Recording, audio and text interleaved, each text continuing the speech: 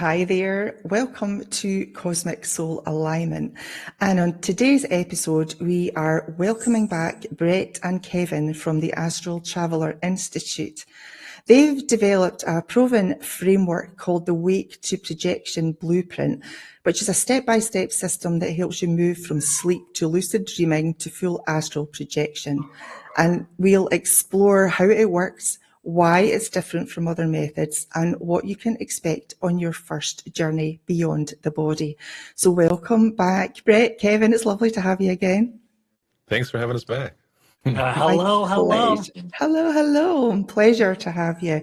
Okay, so we'll get into the Wake to Projection Blueprint in just a minute, but I wanted to ask you first, how long have you guys been working on this, and what made you decide to start work on this project? What about you, Kevin? Beautiful question. Hey, Dawn. Hey, Bret. You guys look amazing. So going to your question here, well, the framework or the system itself took us about 4+ months, maybe 4 to 5 months of actually practicing, figuring out what works, what doesn't. Those nights where we had those sleepless nights where nothing was working and we're trying to understand why is this happening, but just tweaking. Every night we practiced, we tweaked what worked the night before, what didn't work the night before, and we just parlayed that. We took baby steps. And before we knew it, 4 months went by to figure this stuff out. We're happy that we were able to figure it out because, we got to talk about the why. It's the why that matters. And the reason why Bret and I came together, because we understand the frustration people have. If you look at the community, if you're looking at the Reddit forums or the Discord servers or just talking to people in general, they love this idea of going out of body consciously. But how do you get there? It's easy to talk about it, but actually doing is a challenge. So what most people do, they start to read books, they join a community. And the number one way people teach or talk about is something we call the direct method. I know we mentioned this last episode where you just like meditate and you spontaneously go out. Oh, I get it. So cool. That is such a cool method to go out body, but it's super difficult. And if you do a survey on how many people actually go out body that method, it's slim to none. It's very rare that someone can do it spontaneous on command. Mostly it happens spontaneously when people aren't really thinking about it or having that control. So there's this frustration we see over and over and over again. And, I was part of that group where I practice every night without a single episode. And to want to talk about frustration, doing it for 10 months straight with no results. Oh yes. I can relate to that. And Bret and I, we see that on a daily basis. So when we found a framework, started developing this, we saw results and we knew we had something special here that we could present to the community to increase your chances of going out. And that's why we do what we do. If you get anything you want to add, Bret, to that? Kevin covered it pretty well. I mean, so there's a million guides online, and everyone kind of wants a quick fix, and that's one of the big problems with it. Because in this practice, there's some fundamentals that are necessary across all guides, but you do need to put a little bit of effort in. And our system does require a little bit of effort, but it's required of all of them. We're kind of piggybacking on a previous method that's well known called the wake back to bed method. Sorry. And so it's basically when you go to bed and you wake up early, kind of like we were talking a little bit in one of your previous experiences, where if you're waking up throughout the night, you can have a spontaneous out-of-body experience because you're interrupting that REM cycle. So we are capitalizing on that. We made a specialized timer to kind of wake you up at intervals in that period of REM when it's the longest, which is close to when you wake up in the morning or whenever your sleep cycle is. But it's at the end of your sleep cycle, and that's when it's elongated REM period. And you're closer to that. You have that awareness that's kind of closer to the surface. So what we are trying to do is to kind of hack into that and make you wake up a bunch of times to give you as many opportunities in one session that we can. And that's a bit different than what other methods tend to do and bring to the table. So we're just trying to give everybody the most chances possible in one period. And over multiple days when you do this, I mean, you can have multiple sessions in one experience. Like you can have multiple experiences in one session, basically. You can wake up multiple times. I had one time when it almost felt like I was having false awakenings. I kept waking up, and I'm like, wait a minute, I was in like astral projecting multiple times, and it was in the space of like a few minutes because of the alarm. So it can get you can have some wild experiences, and that's what we're trying to teach everybody about with this method.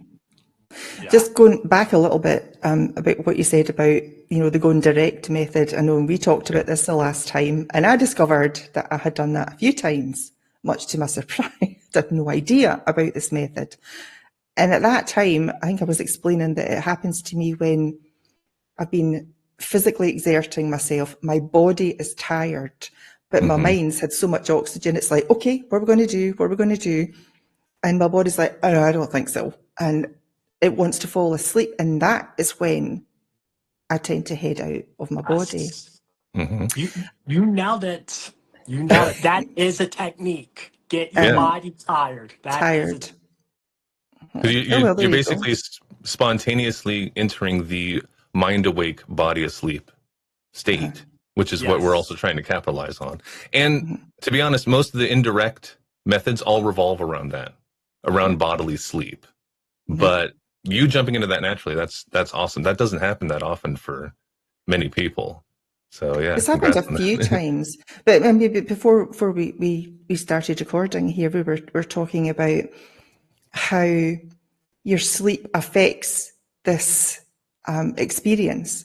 And I was saying that I haven't had any of these out of body experiences naturally because we decided it was because I'm in winter at the minute and I get a better sleep. I'm sleeping really soundly. Whereas during the summer, it's so hot. You've got a restless sleep. And you said that'll be why, because it's, it's interrupting with your sleep cycle. And that's when it happens more naturally. Yeah. Yeah. Absolutely. Basically what you're doing is what our timer is trying to do.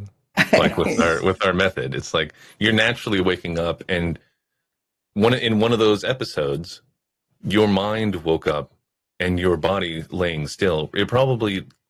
You went into a period of paralysis, like sleep paralysis, but maybe you didn't even notice it, and you just kind of launched out from there spontaneously. And that's happened to me sometimes too. But that multiple, like interrupting your sleep, even though you get less sleep, like when that happens to you, probably it wasn't that restful of a sleep, but you did get a good experience out of it. Yeah. But we try to keep the sleep restful as well as piggybacking on that idea. Okay, so tell us about it, what you've developed and what you found from start to finish. Go ahead, Kevin. You want to? All right. So with this, like Bret already mentioned, the basic framework is the wake back to bed methodology. And all that means is you go to sleep, you sleep for 4 to 6 hours, then you wake up. The reason why you sleep for 4 to 6 hours is because we go through sleep cycles that are about 90 minutes long. In the beginning, you go through more sleep, in deeper sleep, in rejuvenated sleep, and at the end of the 90 minutes, close to the end of it, you go into REM sleep. And each cycle that you complete, shorter your restful sleep becomes, and longer the REM sleep becomes. So by the time you're at 90 minutes, by the time you're done for 4 to 6 hours, you already completed about 4 or 5 cycles. So when you go back to sleep, more often than not, you're going to be in REM. Not only in REM, but you're going to be in REM for longer. So that's the first part of the system, of the framework, or the back to bed methodology. Go to sleep, go to sleep for 4 to 6 hours, wake up, and here's the thing. You stay up between 5 minutes to 60 minutes, whatever feels comfortable to you. And this is where we talk, there's some work required, there's some trial and error to find that sweet spot. What we're doing is we're waking up the mind just enough to create awareness, but not enough awareness where your body's up. So we're not saying go out, do some push-ups, get out of bed, go meditate. No, you stay in bed. And what we teach is when you're up, we start this thing's what we call the sleep calm down. It's a systematic process to relax your mind in a 15 to a 30 to like a 40-minute period. This gives you enough mental exercises to become aware, but those mental exercises allows you to start to calm down into a relaxed state. So when it's time to actually fall back asleep again, you can go to sleep fairly quickly. So we call that the sleep calm down. And all that is, it's just doing some mental exercises, some progressive relaxation, some deep breathing, some focused breathing. You could do some belly breathing. And we also reset our intention. So as you're focused breathing through your belly, we start to focus on our attention. Now I'm out of body, and you focus and do your breathing. I like to do the 4-7-8 method.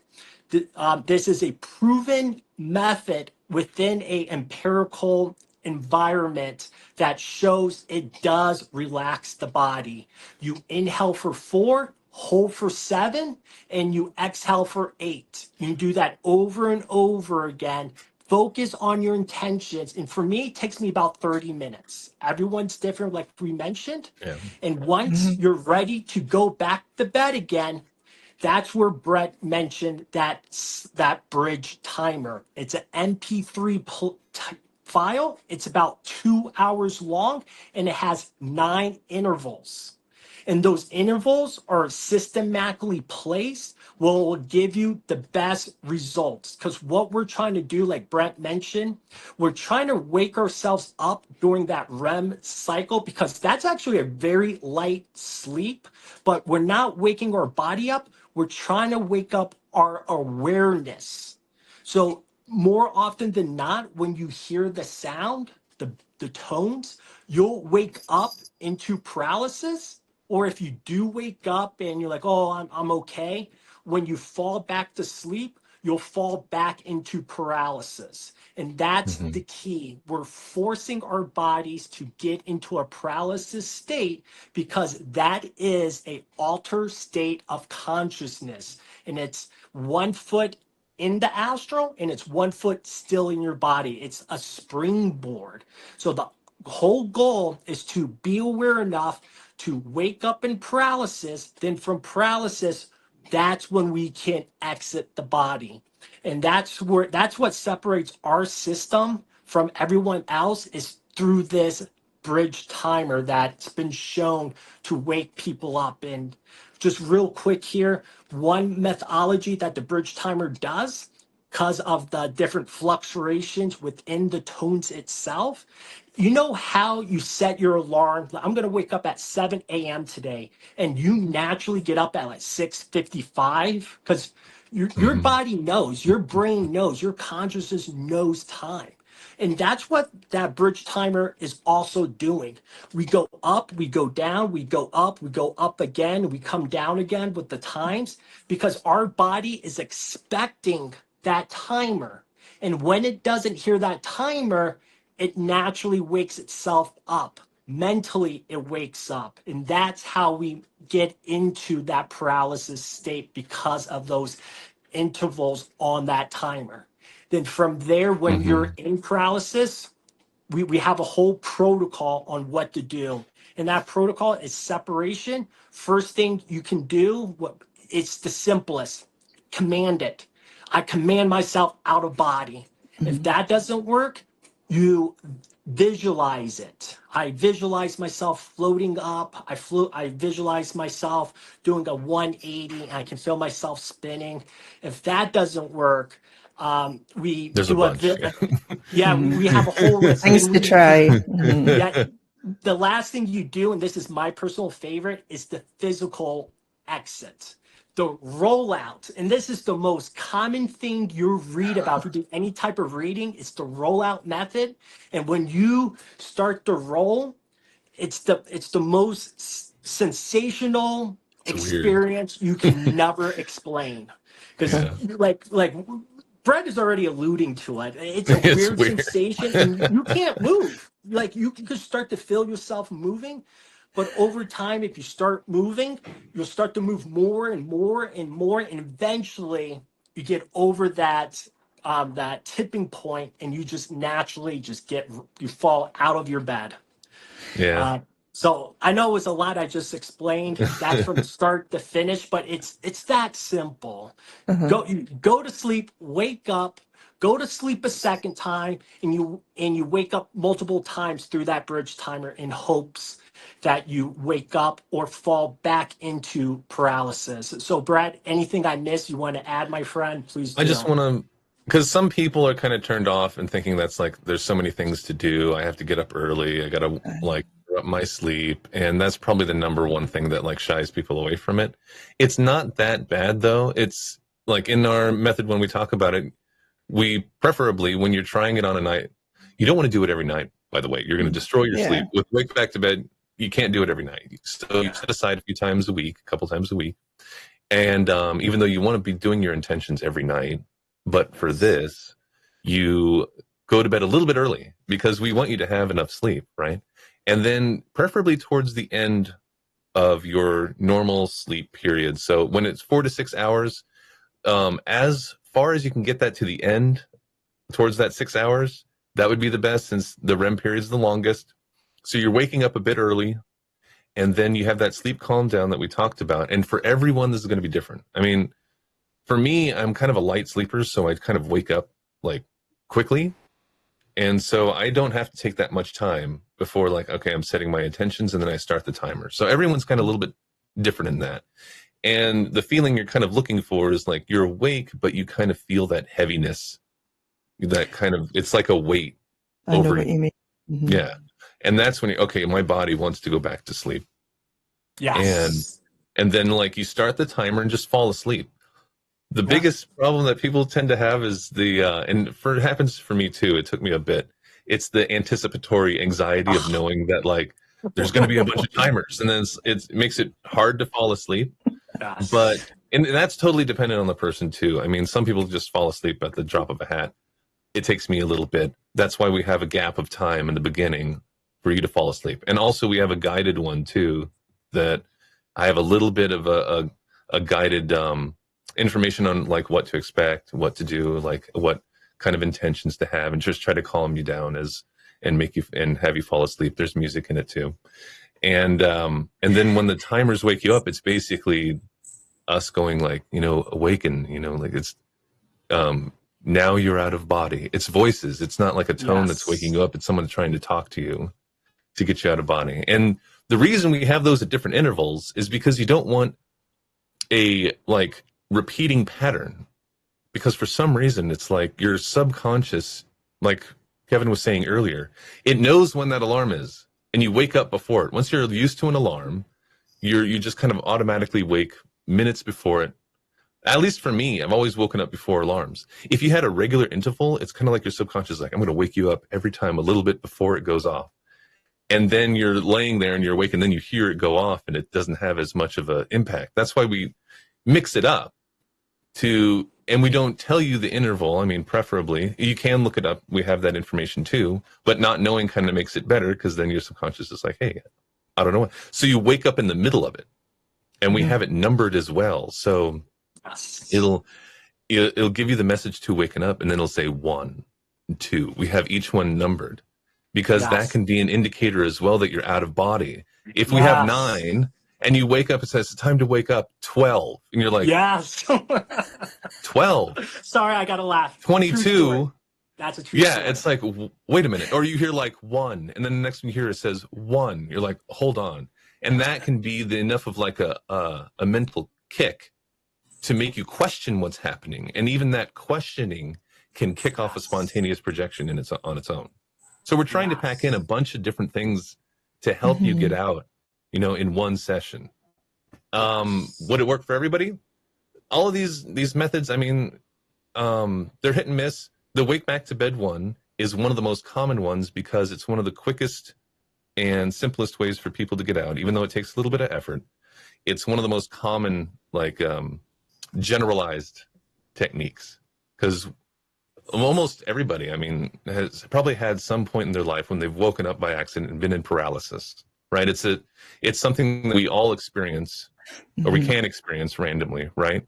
So this is piggybacking off of that. It's not something where you're meditating to try to get out. That's difficult, or doing a bunch of affirmations over time to try to get into lucid states. This is just trying to wake you up into paralysis. So it's one of the simpler ones, even though it might take a little bit of effort. But that's why we developed onto this, because it has the chance of hitting the most people, right? And that's what we really care about. We want everybody to be able to experience it. Mhm.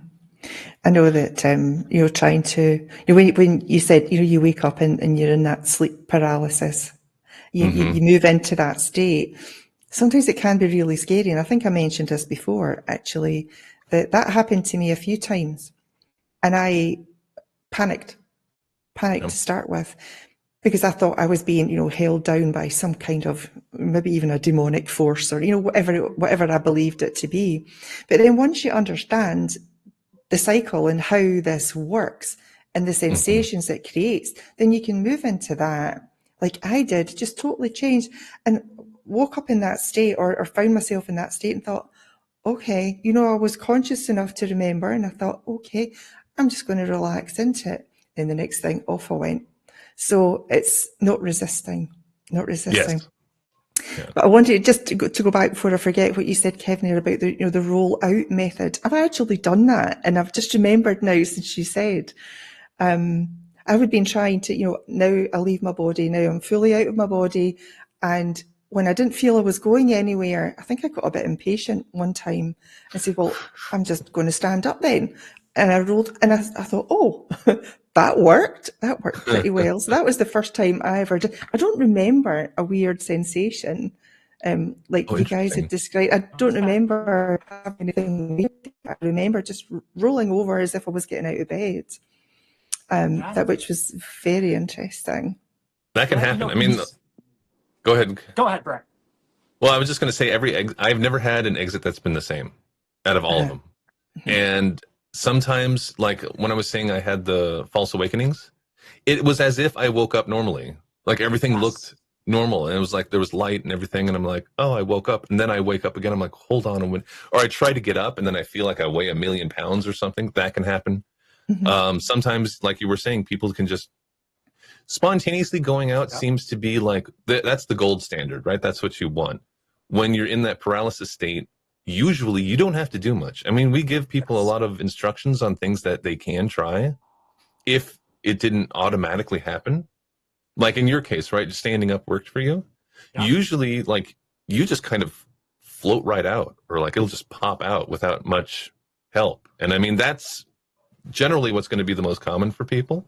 But if that Mm-hmm. doesn't happen, like you were saying, stand up, roll out, or visualizing, like we give all the people the tools for all these different scenarios. Wow. It Yeah. just to reinforce what Brett's saying here, because when we got to that paralysis state, there's been so many times I got there, I'm like, oh, I'm not out of my body, or I'll try to rock and I could feel myself. It's like, oh, this isn't, nothing's working. And I'll tell Brett, hey, Brett, I spent all day, all night doing this and nothing happened.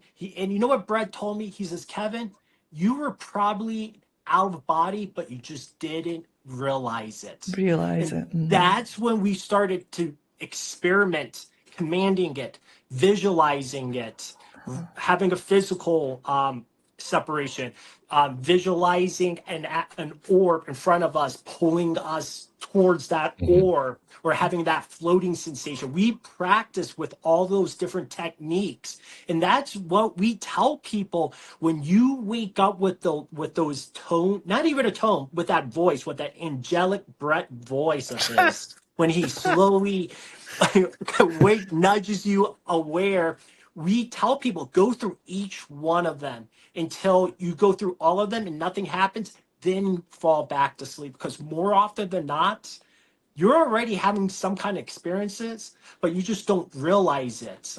And you know what you said, Don, understanding what you're doing or where you're at, having in that paralysis state allows you to, one, keep calm, and two, make the right decisions. And yeah, and like I tell a lot of people we coach and mentor, just keep your eyes closed. When you're in that state, just close your eyes. But I get it. I say that jokingly.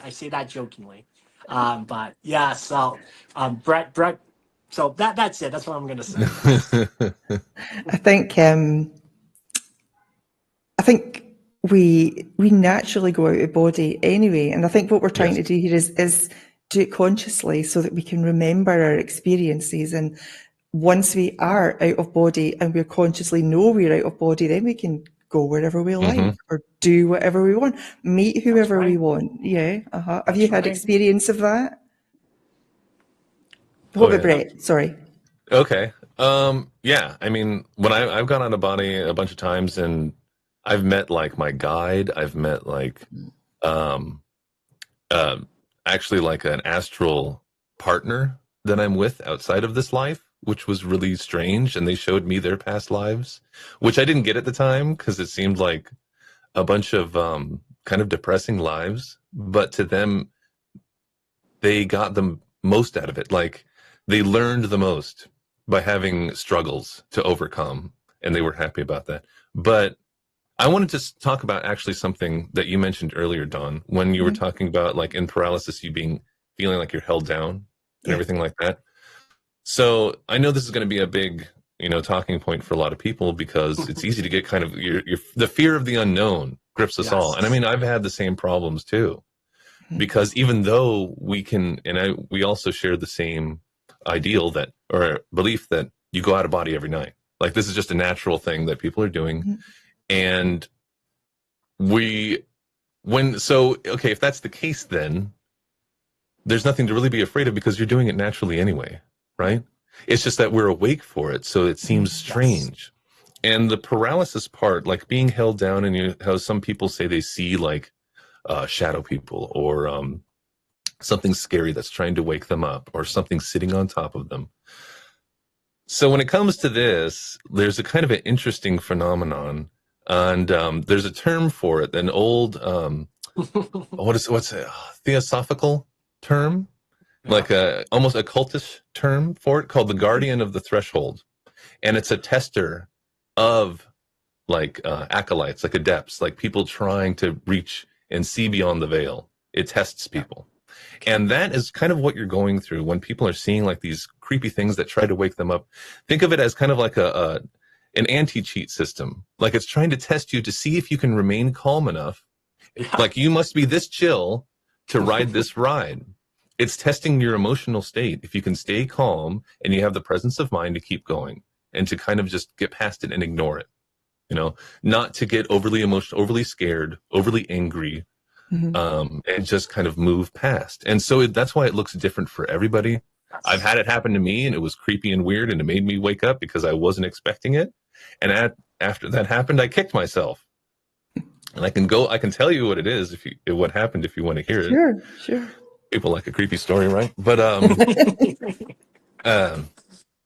so I had woken up into my room, and it was dark. But even though it was dark, I could still see. So it was like, like the blackness of a dark room, but I could still make out everything. I didn't question that at first, because normally, I mean, I wouldn't be able to see everything. Why am I being able to see in the dark? And then I felt like I was like, oh, there's energy building up in my shoulder or something. So I sat up, and I didn't even know I was out of body. That's the part that, like, that's why this freaked me out. I didn't even know. I just sat up and I was there. I was like, oh man, it's like an energy, something building up in me. And as I sat up, my wife, who's laying away from me, sat up facing away. And I didn't think anything. I was like, oh, do you have to go to the bathroom? Right? This thing did a 180 and started choking me, like instantly. Just like, it was on me, choking me. And I was like, oh, it just surprised me. And then it whispered something creepy in my ear, like a pet name that we had. And I was like, oh, okay. But it didn't hurt. It was just more like the surprise and shock of it all. And then I kind of lost my vision, and I thought, well, this is ruined, because I didn't know that I was out of body, but it felt like, oh, my experience is ruined. I don't know if I can get out of this. I'm just going to wake up. And then it just made myself wake up. So even if it's something scary, you're not going to not wake up. You're not going to get like attacked and get hurt. It's just it's just a testing mechanism, and it's automatic. And I think it all usually happens in that kind of, and we're getting into another subject when you're talking about like different frequencies, but I think it happens usually in that kind of very near Earth or near physical dark, near physical dark zone where the energy's not that like easy to work low with anyway. Vibration. Yeah, it's very low. And I think that when people spontaneously wake up into paralysis like that, I think that's the most common place that people kind of run into, and that's where this thing operates. I think it's just it's like someone's program, it's just like this automatic thing. I don't consider it like an entity that's alive that's doing this on purpose to get something from you. I think it's purely a testing mechanism, and that's it. So I just wanted to talk about that so that you don't have to be afraid. I mean, you can wake up or you can move past it. And if you're able to control your emotion and move past it, then you are rewarded. Bravery is rewarded in this practice, 100%. Yeah. So I just wanted to touch on that. Yeah, I think if you have like what you would perceive as a negative experience, you need to have that experience to get over it. It's like, get over that fear. Okay, well, we're over that fear, we can move on to the next part. But I wanted you brought up another question for you. We don't always know that we're out of body. And I think we touched on this the last time, but I remember my daughter coming in the bedroom door, but it wasn't the bedroom door, it was the bathroom door. So things are all over the place. There's little subtle differences. Yes. And I thought seriously that she had come into the room. I thought she had come into the room for some reason, and I woke up until I realized that the bathroom door and the bedroom door were in the wrong place. Everything else looked absolutely perfect. You'll have had experiences like that too, Kevin. Absolutely. And I like how Bret describes this, but when we're in the astral, we're just seeing an energetic copy of the physical. So things might not be one-to-one because we're just seeing that vibration on a different environment, which we call the astral realm. But then again, we hear these other stories where people spontaneously came out of their body because of stress or a medical procedure or something very traumatic. And what we notice with that, when you're out of body through that method, you're really not in the astral. You're in the near, what is it? The real time zone? Real time zone, yeah. Real time zone, which is slower vibration, the astral, but a little bit more energetic than where you're at now. So that's the spot where majority of everything is going to look the same. You're going to see the people. You might hear the conversations. You'll see them doing compressions on you. You're going to see that stressful environment. You're going to see yourself. Then typically, once you recognize what's happening, you get more energetic. Then you go into the astral and you go beyond that. And that's why you really don't see everything exactly one-to-one, but you have that impression, I know where I'm at. I know this is my house. I know this is my bed, but it doesn't look like my house, doesn't exactly look like my room, but it is. And that's the reason why it doesn't look the same, because you're just seeing an energetic representation of the physical because you're in a different realm called the astral. Why am I sleeping on the wrong side of the bed? That too. There's kind of a illustration I like to use, or at least I think about, because I love these kind of subjects, like the weird nitty gritty details of it. Like, why does it look? Nobody knows. It's like we're we have no idea how the rules work there, right? We're just Yeah. thrust into this strange world and trying to figure it out. And we can't really use the scientific method there because there's no physics. It's like it's just completely out the window. But so when the sun is behind you and your shadow is cast onto the ground, it doesn't look exactly like you, right? It's askew at an angle. And I feel like that's how we can apply, knowledge to the near physical. It's kind of like a shadow of all of this around us, right? All this conscious energy thrust into other frequencies nearby. And so it looks similar. And the closer you are, the more similar it looks. And as you travel, 4D travel away from this, it looks different and different and different. And everything like starts to change until it no longer looks like Earth anymore. There's something else in that space. And so I've seen my room in neon colors with paintings that I've never owned.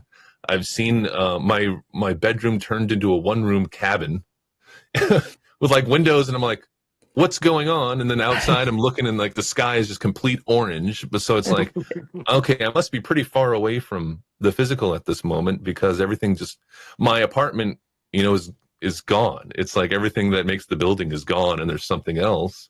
It's very alien-esque, but like at least that's the simplest way that I can kind of explain like what I think is going on. Yeah. It's just, it's kind of like a shadow of the physical. And as you move farther away, you can't really see the shadow anymore. And then something else is there, like other energy could look completely different and foreign and alien at that point, another planet. Maybe it's not even a planet anymore. It's, who knows? That's what makes it so exciting too. Yeah. Yeah. Let me ask another question before I forget this. I wanted to ask, about the sleep cycles. So Kevin, if you could answer this one. How did you find out about the sleep cycles in the best way, to set your bridge timer? Did you use other studies or did you do it yourself, your own research? Oh, great question. It's actually two things. One, the sleep cycles is a known thing. That's a scientific thing. There's sleep 1, sleep 2, sleep 3, REM, and it's 90 minutes. So that's empirical evidence that's how we naturally sleep. But now going back to how do we distinguish like when should we do our timers? It goes all the way back to like 2009. There's actually another framework that was called Lucidology, which I and Bret we just so happened to stumble upon, and that talked about forcing yourself in sleep paralysis by using these different steps, and then from sleep paralysis you can go on and have your exit and have your adventures. So that person already did research in his own experiment on when you should set those timers. And when we started developing our system, we like the timer intervals, but we actually changed them slightly to meet more of that sleep life balance. It still has the same framework where it's like a whipsaw, then it goes up, comes down, and it plateaus. We still kept that framework, but we changed the what you call it, the intervals. So it's under a 2-hour limit. It's about an hour and I think 52 minutes long, maybe an hour 57 minutes long. And we wanted to make sure we had the same amount. We had the same structure, that framework, and just utilizing that timer over and over and over. And we realized, hey, it's not exactly like this other guy's, it's ours. And it works. And we noticed, and here we go, what Bret mentioned earlier in our discussion, this bridge timer has 9 different opportunities for you to have these experiences. And there are many, many, many, many, many times, basically every single time I do the system, I will actually come out of body multiple times within that period. And now that we have a label at the end of each timer, we'll say 1, 2, 3, just lets you know which interval you're at. I'll be at interval 5, have this experience, wake up, have another experience, then it'd be interval 6. That's okay, something happened. What I just experienced was true. And you can have multiple experience in such a short time. It's just phenomenal. So that's how we distinguish that timer in how we want it to have those sleep cycles. And one thing I want to say here that we haven't said just yet about sleep cycles, another reason why we do the bridge timer and we sleep 5 to 6 is so we also get the right amount of hormones in our systems. We're talking about melatonin, the sleep chemical, and that cortisol chemical, which is that stress, that awareness.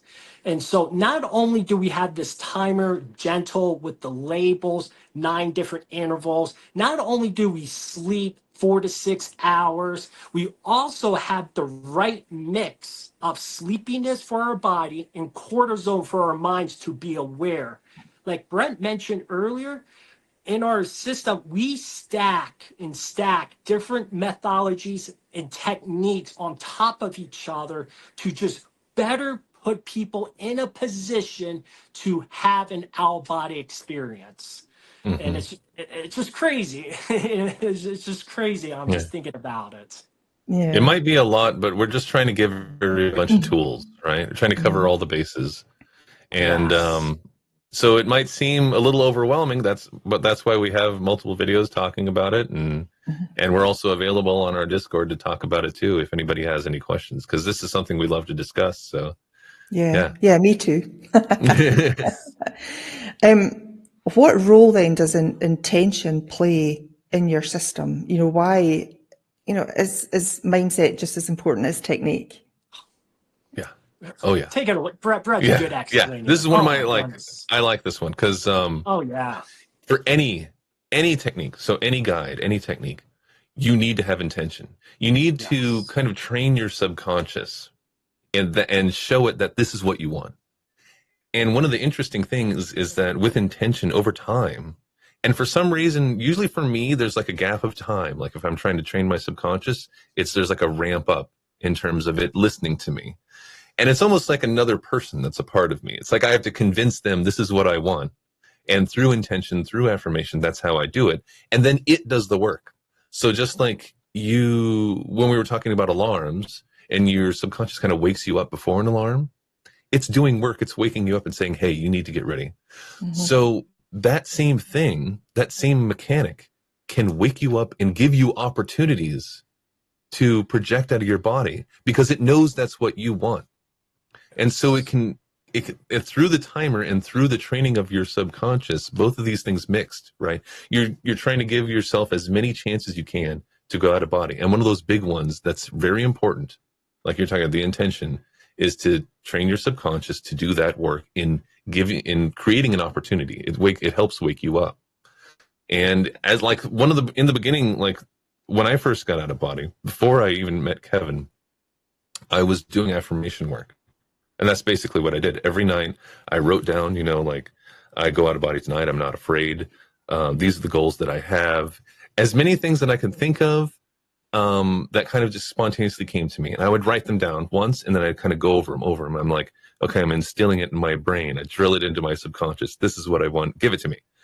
And I go to bed.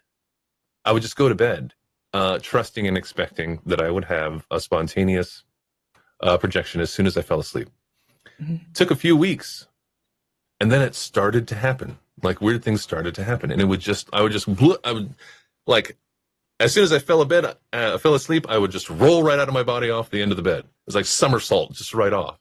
And I was like, whoa, I'm there. And then I got to experiment with, after you're out of body, what can you do? But that showed me that it's a huge part. And when you look at every kind of guide and technique, that subconscious entrainment is kind of like a root in all of them.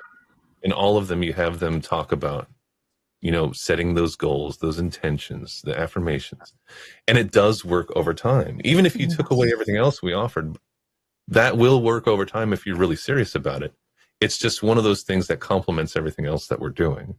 But yeah, I do want to stress that it's a very important part of it. And also on the flip side, if you have any doubt, subconscious doubt, disbelief, you're skeptical, you don't think you can do it, you don't believe in yourself, all these things are just a little grain of poison that will spoil the entire thing. Yeah. Because if you don't believe that you can, your subconscious in turn says, all right, you can't do it then. You don't think that you can. You don't believe it. So whether you I'm believe not it or gonna help not, you. you're going to get that. Yeah, it's like if I don't think I can do it, then you won't. You have to, and I think that's a hard part for a lot of people is kind of getting over that doubt. If doubt in themselves being able to do it, or doubt that it's even a real thing, Yes. at some point you have to get past that. You have to have an open mind. Right? Yeah, absolutely. Always helps.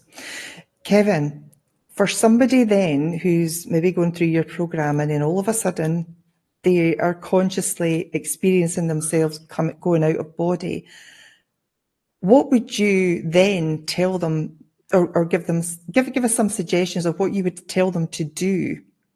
Yeah, okay, I'm there. What do I do now? What would they do now? Beautiful, beautiful. You're absolutely, because when you're a beginner going out body, like Bret said, you need a goal. You need to have a focus. Wherever the tension goes, energy flows. So we tell people some basic stuff, and this is a very common goals that you'll hear within the community. One is go look at yourself. Literally turn around or find your body and look at it. Do you see yourself? Do you not see yourself? What do you see? Does it look right? Does it not look right? So that would be one of the first goals. Another goal is find a mirror and look at the mirror. Do you see yourself? Do you not see yourself? Do you see colors? Does it look like you?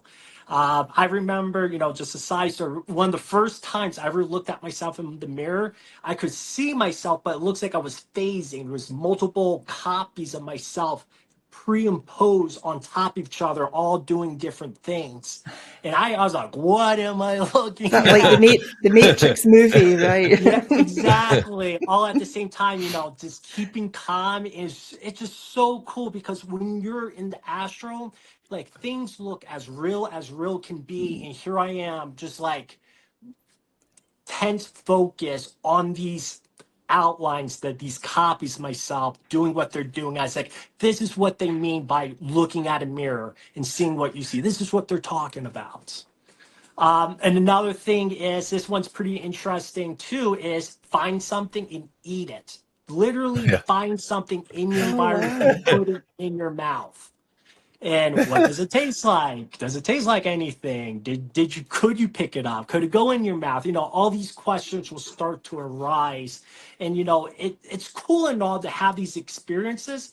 But what's even cooler is when you come back to body and you start to integrate, start to ask questions, start to reflect on your experiences and see where that leads you in life. So, I did look at myself in the mirror, and I saw multiple copies. Like, what does that mean? Like, I literally saw that, and now I'm here looking at my hand, and it's as real as can be. Again, it just opens up a can of worms, and in my opinion, that's where astral projection excels. It's the information you bring back and what you do with that information. So those would be like the main goals. But of course, when you get more advanced, we talk about go look at your spirit guide, go to a different time, go to a different location, because one, like Bret mentioned earlier, there's some kind of mechanism that's, you got to be this chill to ride this ride. So when you're out of body, you have to still remain chill in order to have an experience. But Yeah. sometimes those experiences are predetermined, that you're confined to your room, you're confined to a specific space for the Yeah. time being. And Yeah, over baby time, steps. Yeah. baby steps, and I have my own stories about baby steps. So once you get beyond the baby steps, you're more advanced. Go walk through a wall, like I said, find your spirit guide, go to a different dimension, find a deceased loved one. So in the Yeah. beginning, baby steps. Yeah, Go look at literally. yourself, go eat something. Yeah. And And I just want to mention too, sorry, that's a big distinction too when it comes to astral projection, is that you do not have full control. And Yes. people, I think, going into it sometimes, they're like, I can just do whatever I want. It's not, it's not a lucid dreamscape where only you are affecting, it's only feeding off of your thought. You are in a stable area, right? Yeah. That not only you inhabit, you have no idea what's going on, but also you can be watched. Your experience can be completely curated. You could be tested outside of your knowledge or your even like understanding of why. And I just wanted to reiterate that point because that's one of the big keys. One of the takeaways is say, hey, why, if this is just my mind, right? If it's just me generating all of this, why can't I do anything I want? Because well, it's not just you only yeah. experience what you can handle. I truly believe that. I don't think you'd be put in any kind of harm's way or anything that's, too much for you to be able to cope with. That was my experience starting out. It was all baby steps. One time I opened my bedroom door and it led into a mansion full of rooms, but no doors or windows. Like I could go into other rooms, but I couldn't get out. And I felt something watching me and I'm like, I'd like to leave. I want to get out. Like I could feel something watching me, neutral, just a neutral feeling. And it's like, then I woke up, I'm like, well, that was lame. And then so multiple things happened like that. And then like another one, I try to go out of my room to somewhere else. I give it a destination. It's like, okay, on the other side of this door, it's going to open up to X. I open it. I'm like, wait a minute, this isn't it. And I go into a theater lobby. It was just this empty theater lobby. I don't know if do you want to hear this story right now? We've got a couple of minutes. So yeah, okay. Absolutely. I just mentioned like, this was like, I was being tested. I go into this lobby and outside there was like these pillars. And from behind them came all these little like imp kind of demon, like classic demon looking thing. They're red and they had like a forked tail and stuff and they were running at me. And I was like, oh, so I composed myself and I'm like, at first I tried to just like use energy to get them away from me. And that worked a little bit, but there were too many and they were enclosing on me. And then I stopped that. I'm like, I'm using aggression. Instead, I just want to put out love, like a positive energy. And so I just kind of welcomed them and I had like a loving feeling emanate from me. All of them immediately sat down. They smiled and sat because I had passed. And it was like, they weren't actual like demons or imps or anything. They were like just a thought generated thing. It was just a thought form. And I asked my guide to appear and he appeared right there. Like he tested me or I don't know, like it tested me to make sure that I could control myself. Because if we're all going out of body with our awareness intact, if everything is created from thought, emotion is also an aspect of thinking, right? It's like a force. If you're going around like with your emotions strongly, like you can be changing everyone else's, like you can be messing up their good time, right? So it's kind of a test that you're good and you can stay calm and that you can control yourself. But yeah. Okay. All right. I think we're out of time now. Let me tell you about Bret. Kevin, thanks for coming back on again, honestly, and sharing the Wake to Projection blueprint with us. And you've reminded us that astral projection isn't just a rare gift. It's a skill that anyone can learn with intention and consistency and the right framework like you have been providing. So for those listening, may this inspire you to trust your practice and lean into the unknown and discover what's possible when you take, steps beyond the body. So take care and join us next week for another journey beyond the veil on Cosmic Soul Alignment. Thank you guys. Love the conversation. Thanks. Thank you. Take care. Awesome.